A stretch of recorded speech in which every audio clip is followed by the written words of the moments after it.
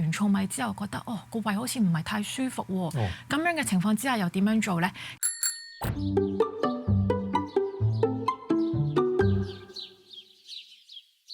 好，繼續翻嚟由安樂居呈現嘅不老80啦。大家都知道啦，咁啊糖尿病嘅病人咧要好注重啲飲食。咁究竟如果真係有糖尿病嘅長者咧，有啲乜嘢咧係唔食得或者唔好食咁多咧嚇？嗱，當然啊，大家都知道咧，糙米咧係對身體好啊，對糖尿病嘅病者都好。究竟大家又點可以整到佢可能好食啲啊？又或者好多人話不如你混合米啦，將白米混合糙米啦，亦都可以幫助到糖尿病嘅病患者，係咪咧嚇？咁同埋咧就係點樣我哋食得可以均勻啲？嗱，今日咧繼續請嚟咧就係IOA 嘅註冊營養師 Tiffany Wong 同你傾下啦。好 ，Tiffany 啊，係人都知㗎啦。咩病都好啦，即係食嘢好緊要，所以我覺得營養師好緊要，因為你食啲咩入個肚度就影響到你成個身體。咁究竟我哋應該食幾多，食啲乜嘢好緊要嚇？嗱，咁我想知道有糖尿病嘅長者嘅話咧，喺食嘢方面我哋要注意啲乜嘢？嗱，其實有好多長者啦，聽到佢有糖尿病或者需要控制佢嘅血糖、控制佢嘅飲食嘅時候咧，第一個反應就會好覺得哎呀好大壓力啊，好驚啊，因為聽一聽要見營養師，其實都好驚啊。咁見營養師反而唔驚喎。係啊，我身邊其實都有長者會話：哎呀，好大壓力啊，要見你。聽到醫生講。糖尿專科咁，你係驚啲啊？係啊，咁但係咧，其實我覺得有好多大家對於呢個飲食啦，或者對呢個病嚟講啦，理解得唔夠多。其實糖尿病嘅飲食嚟講啦，同其他健康嘅飲食非常之咁接近㗎，冇啲乜嘢比較大嘅差別。糖尿病嘅飲食啦，因為飲食一個好重要嘅營養素叫做碳水化合物啊嘛，碳水化合物亦都有唔同嘅選擇。咁呢一啲選擇入邊咧，有一啲比較多加工嘅啦，我哋叫精製類嘅碳水化合物。精製類嘅碳水化合物咧，好似我哋如果食飯的話啦，白飯啊或者麵包、白麵包啊等等咧，都叫精製類嘅碳水化合物。佢哋係會比較容易影響我哋嘅血糖㗎。咁另一方面啦，有一啲比較全穀類嘅碳水化合物，好似我哋啲糙米啊、蕎麥啊等等各種加工冇咁多，味道咧見仁見智啦。咁但係咧，佢對我哋血糖嘅控制反而會比較好㗎喎。係嗱，其實我想問清楚，係幫助到啊，係定係只不過係冇咁差咧？如果食白飯，肯定係令到你血糖高㗎啦，係咪？但係 brown rice 啊、糙米啦，係幫助到啊，定係其實只不過係令到冇咁差咧？即係比白米好啲啫，咁樣咧。嗱，我覺得我哋要諗嗰個概念應該係，因為碳水化合物嚟講咧，係我哋身體必須要嘅營養素嚟㗎。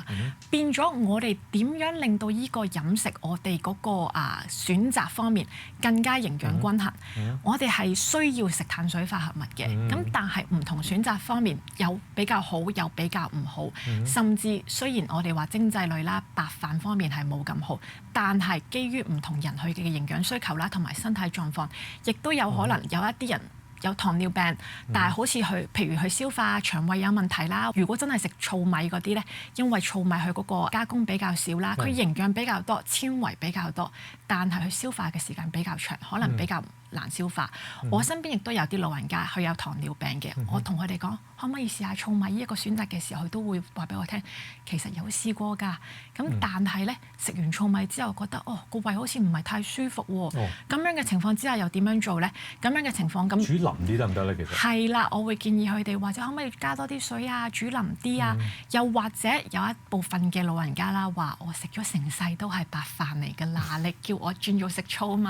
我真係好難受㗎。因為除咗營養價值之外，我都希望大家真正係會享受飲食㗎嘛。飲食我哋餐餐都要食，咁希望大家都會係享受到呢一樣嘢啦。咁白飯對於嚟講係個必需品嘅時候，或者我哋可唔可以喺個份量方面嗰度着手咧，減少你嗰個攝取量。另一方面，譬如我哋增加多啲其他嘅營養嘅攝取啊，包括好似蔬菜啊，可唔可以寧願食個白飯，但係配多啲唔同嘅蔬菜，或者我哋蛋白質啊、肉類嗰啲食多啲，令到嗰一餐嘅營養對於血糖控制方面亦都可以好好地維持得到咧。嗱，大家要記住呢個淨係講緊糖尿病喎。如果你有譬如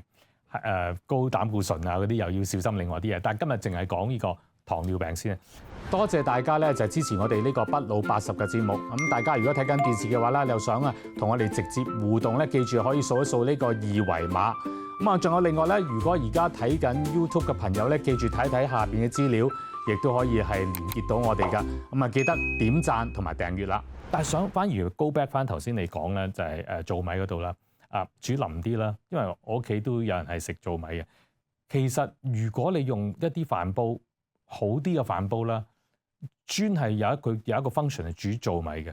煮出嚟其實我覺得同白飯唔係差太遠嘅啫。係啊，其實而家都因為健康推廣得越嚟越好啦，咁其實好多人都知道糙米對身體有益，亦都有好多人慢慢地開始去了解啊，或者去研發有啲乜嘢做得更加好嘅產品㗎。咁除咗頭先你話嗰啲比較好嘅電飯煲啦，咁另外有陣時我都會建議個長者，或者我可唔可以一樣一半啊？你加一半白飯，一人另一半，其實可以㗎。唔係咁樣講㗎，因為好似我啱啱做完營養教育啦，同我婆婆講，佢話我願意去試食糙米，咁但係你可唔可以唔好一次過就即刻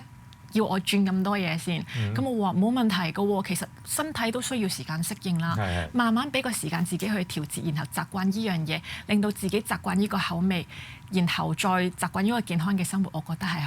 好適合啊，好應該去做嘅事嚟啦。嗱，我知道你營養師一定會做一個飲食餐盤俾人哋㗎啦，係咪？糖尿病餐盤係咪即係譬如最好似一半係蔬菜，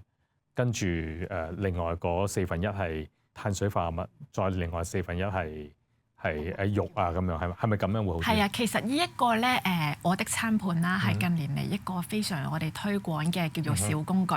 因為好多嘅糖尿病患者啦，或者好多嘅老人家，我俾咗咁多嘅資訊佢嘅時候，佢哋會覺得哇，太多資料啦。但係因為太多資料，然後對於佢哋嚟講，如果冇乜概念嘅時候咧，可能係會比較難去實施嘅一件事。因為咁樣嘅問題啦，咁我哋其實呢個我的餐盤幫手推廣嘅咧，就係一個概念，話俾你聽，每一餐入邊，如果我哋其實食咗唔同種類嘅食物，然後嗰個分佈嗰個比例係根據個我的餐盤嗰個比例建議嘅時候咧，其實大致上你都可以達到我哋嘅營養建議㗎啦。咁啱啱講過啦，有一半嘅就應該會係嗰個蔬菜同埋水果啦，另一半嚟講咧，四分一就會係我哋嘅蛋白質啊，包括我哋嘅肉類啊、海鮮類啊，甚至雞蛋啊。如果食素的話，譬如豆腐啊、豆類等等。咁另一半咧就會係我哋嘅碳水化合物啦。而碳水化合物嘅部分啦，對於營養方面啦，或者係糖尿病嗰方面管理咧，我哋到底選擇啲乜嘢就非常之咁重要啦。我突然諗到咧，如果你遇着一啲即係會員啦嚇，佢唔單止有糖尿病啦，又有三高啊，又有其他病，我諗你做嗰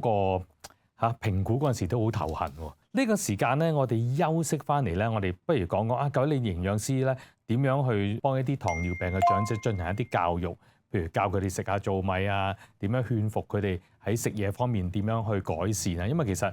我哋平時啲人都未必會即係咁容易改變咧。其實長者食咗咁多年嘢好似你話齋，白飯都食咗咁多年山珍海味食咗咁多年，鹹魚食咗好多年啦。你突然要去改，未必改到咁一陣間快再傾好冇？